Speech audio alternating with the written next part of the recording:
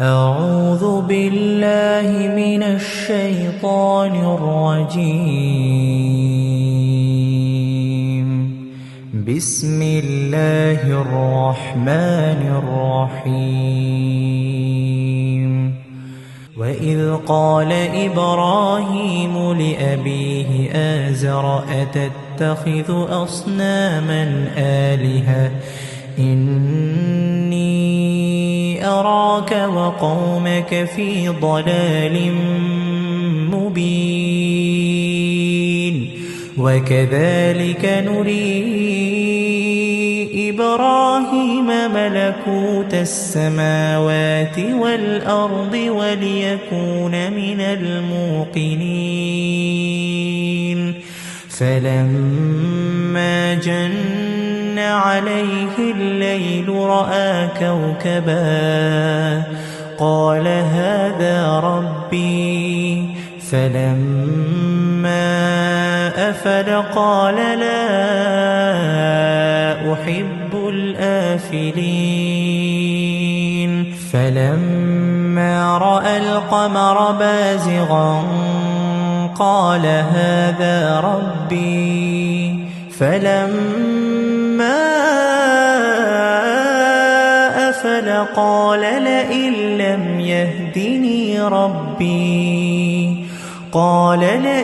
لم يهدني ربي لأكونن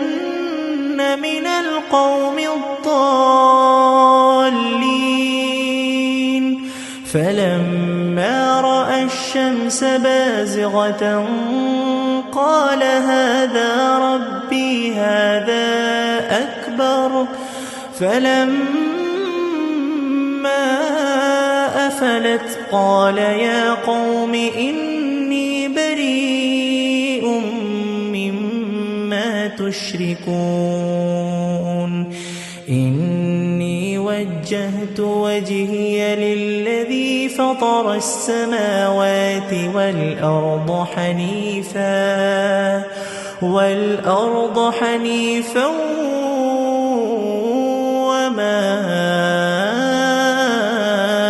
أنا من المشركين وحاجه قومه قال أتحاجوني في الله وقد هدان ولا أخاف ما تشركون به إلا أن يشاء ربي شيئا وسع ربي كل شيء علما أفلا تتذكرون وكيف أخاف ما أشركتم ولا تخافون أنكم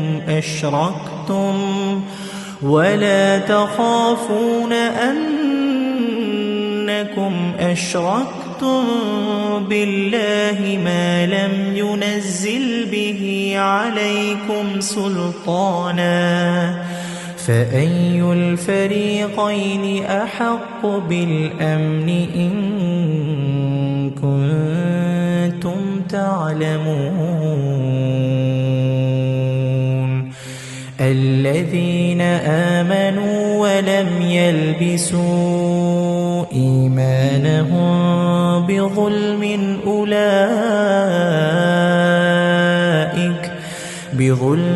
أولئك لهم الأمن وهم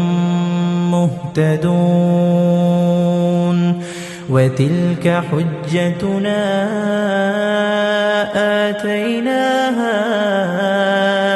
إبراهيم على قومه نرفع درجات من نشاء إن ربك حكيم عليم ووهبنا له إسحاق ويعقوب كلا هدينا ونوحا هدينا من قبل ومن ذريته داود وسليمان وأيوب ويوسف وموسى وهارون وكذلك نجزي المحسنين وزكريا ويحيى وعيسى وإلياس كل من الصالحين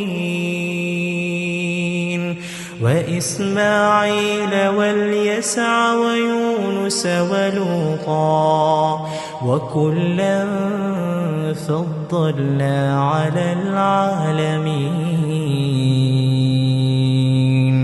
ومن آبائهم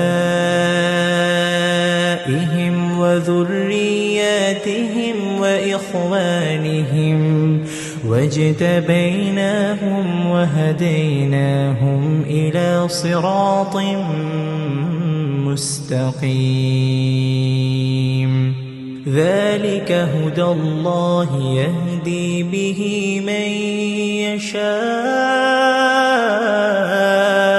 من عباده ولو أشركوا لحبط عنهم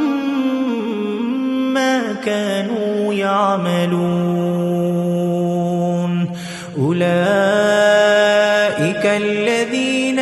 آتيناهم الكتاب والحكم والنبوة فإن يكفر بها هؤلاء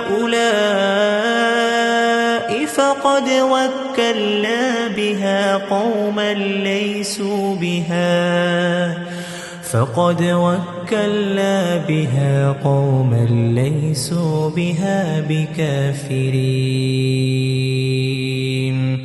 أولئك الذين هدى الله فبهداه مقتدي قل لا أسألكم عليه أجرا إن هو إلا ذكرى للعالمين